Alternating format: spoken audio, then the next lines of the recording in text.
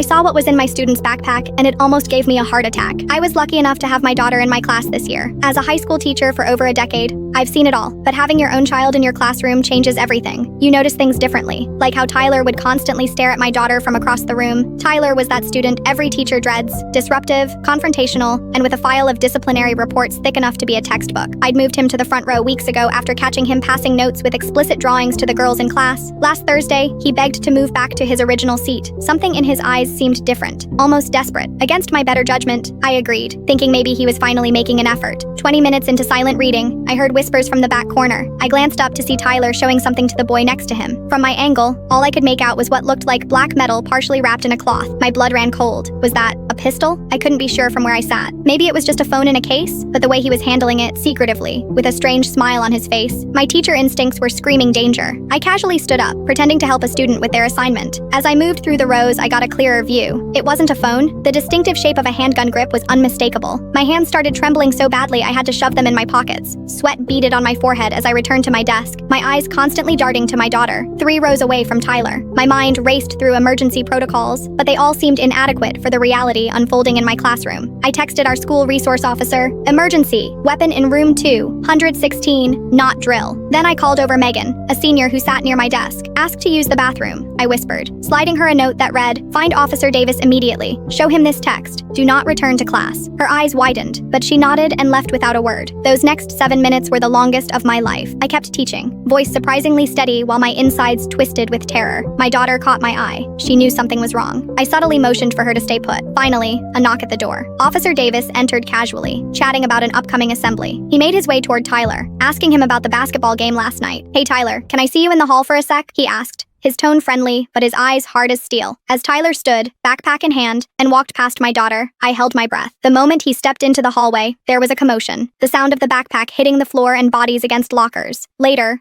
we learned Tyler had brought it to scare a student who'd been dating his ex-girlfriend. The weapon was loaded. That night, I held my daughter longer than I had since she was small. Neither of us said much, but now I check backpacks at the door.